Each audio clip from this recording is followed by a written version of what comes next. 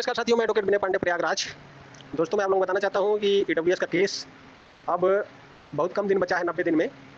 29 अप्रैल को दोस्तों judgement reserve हुआ था और 8 मई को जजमेंट आया था। उस हिसाब से दोस्तों 90 दिन जोड़ा जाए तो 6 मई या 7 मई तक जो है हो रहा है। तो दोस्तों 6-7 मई के अंदर जो भी हाई कोर्ट इलाहाबाद वाले हैं सारे लोग फाइल हो जाएंगे, सबका डायरी नंबर मिल जाएगा। मैं आपको बताना चाहता हूँ दोस्तों, डिले फाइल करने का एक मुख्य कारण यह है कि जस्टिस धुलिया का रिटायरमेंट। जस्टिस धुलिया दोस्तों 9 तारीख को शायद लास्ट वर्किंग डे है उनकी, 10 तारीख को रिटायर हो जाएंगे। दोस्तों इसमें चूंकि देवेश शर्मा का जो जजमेंट का जिक्र आ गया है, इस वजह से थोड़ा सा एक मतलब सावधानी पूर्वक जो है, चूंकि देखिए फाइलिंग हो जानी चाहिए 90 दिन के अंदर। अगर हम आज की डेट में फाइलिंग कर देंगे, हालांकि तैयारी सबकी है, पूरी है, ड्राफ्टिंग है, वो है, आज की डेट में अगर हम फाइलिंग कर देंगे तो दोस्तों ये मान के चलिए कि आज का जो है जस्टिस धुलिया की बेंच में भी जा सकता है। क्योंकि देवेश शर्मा का जो जिक्र हो गया है ऑर्डर में, बीएड को बाहर करने का भी कारण देकर ईडब्ल्यूएस का केस जो है बाहर किया गया है, मतलब ईडब्ल्यूएस का केस जो है डिसमिस किया गया है। तो चूंकि देखिए कंप्यूटराइज सिस्टम है सुप्रीम कोर्ट का, और रजिस्ट्री जो है पकड़ लेगी तुरंत जो है देवेश शर्मा, वो तुरंत जो है देवेश शर्मा का जो जजमेंट दिया था जो भी जज उसकी बेंच में लगा देगा। तो दोस्तों इसलिए धैर्य बनाए रखें, सब कुछ जो है एकदम टाइमली किया जाएगा।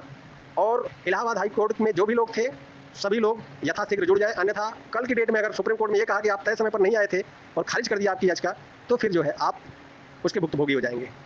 इसलिए दोस्तों मैं आपको बताना चाहता हूं कि सुप्रीम कोर्ट लास्ट सीढ़ी है, इसके बाद जो है कोई अवसर नहीं मिलेगा आपको। ईडब्ल्यूएस का केस जो है तय समय पर फाइल हो जाएगा। जस्टिस सुधांशु धुलिया 9 तारीख लास्ट वर्किंग डे है, 9 अगस्त, 10 तारीख तक रिटायर हो जाएंगे। इसलिए अगर आज की डेट में केस फाइल हो जाता है तो 5 वर्किंग डे में केस लग जाएगा।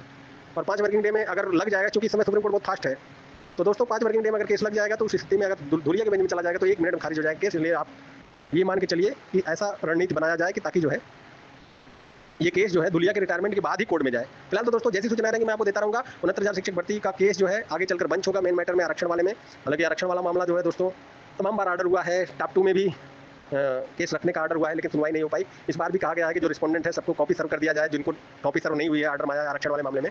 लेकिन दोस्तों उसका मतलब तभी होगा जब 12 तारीख को कोर्ट बैठेगी और मेंशन होगा कोर्ट क्या कहती है। क्योंकि दोस्तों सुप्रीम कोर्ट में चूंकि 2021-20 वाले भी मामले लगे रहते हैं, जज को ये लगता है कि ये 2024 में मामला आया है, अभी ज़्यादा दिन नहीं हुआ है, तो इसलिए जो है थोड़ा सा, जबकि दोस्तों 69,000 शिक्षक भर्ती 2018-19 से चल रही है, ये अलग मैटर है कि जो है 2024 जो है दोस्तों तमाम बार ऑर्डर हुआ है, टॉप 2 में भी केस रखने का ऑर्डर हुआ है, लेकिन सुनवाई नहीं हो पाई। इस बार भी कहा गया है कि जो रिस्पोंडेंट है सबको कॉपी सर्व कर दिया जाए, जिनको कॉपी सर्व नहीं हुई है ऑर्डर में आया आरक्षण वाले मामले में।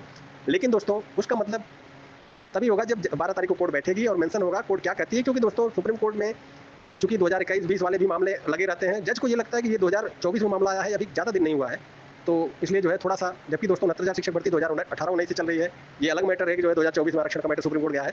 लेकिन मुझे लगता है कि जस्टिस के मूड में यही आता है, तभी जो है इस केस को जो है नीचे लगा रहता है और ये सुनवाई नहीं हो पाती है। फिलहाल तो दोस्तों ईडब्ल्यूएस का केस समय पर जो है दाखिल होगा और एक रणनीति के तहत इसको नहीं किया जा रहा है। इसका मतलब है ऐसा ना हो कि ये केस जाकर जस्टिस धुलिया में लग जाए और पहले दिन खारिज होकर सब खत्म हो जाए खेल। धन्यवाद दोस्तों। बाकी दोस्तों सारे लोगों से रणनीति चल रही है, शिवम भाई से भी चल रही है और धर्मेंद्र भाई, हिमांशु भाई से भी बातचीत चल रही है। सब अभी तक तो सब संगठित हैं। अब देखते हैं दोस्तों, इसमें से देखिए सारे लोग चाहते हैं कि एक मंच पे सारे याची भी चाहते हैं सारे लोग एक मंच पे आकर लड़ें। अभी तक तो परिस्थितियां सही हैं, अब देखना है कि आगे क्या होता है। फिलहाल तो दोस्तों सारे याची भी दबाव डालें कि सारे लोग एक साथ ही लड़ें, ताकि जो है सबका जो है किसी का अहित न हो पाए, और एक साथ लड़ेंगे तो थोड़ा सा यूनिटी भी रहेगी।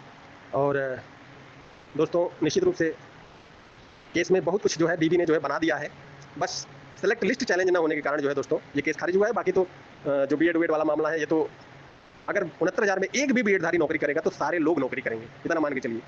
तो ये बहुत बड़ा इशू नहीं है बीएड वाला। लेकिन चूंकि दोस्तों एक जस्टिस जो कि एकदम बीएड को तुरंत जो है खारिज कर देते हैं, छत्तीसगढ़ वाले मामले में देखिए 2 साल से नौकरी कर रहे थे, उनको खारिज कर दिया गया, मतलब नौकरी करने वालों को बाहर कर दिया जस्टिस धुलिया ने। तो अब वही समझ लीजिए कि बस उन्हीं के रिटायरमेंट का इंतजार हो रहा है कि रिटायरमेंट हो जाए। 9 अगस्त को उनका लास्ट जो है वर्किंग डे है, इसके बाद वो रिटायर हो जाएंगे। फिर इसके बाद दोस्तों उस बेंच में हमारे केस जाने के आसार नहीं रहेंगे। फिलहाल तो जैसी सूचनाएं रहेंगी मैं आपको देता रहूँगा। मैं एडवोकेट विनय पांडे फ्रॉम प्रयागराज।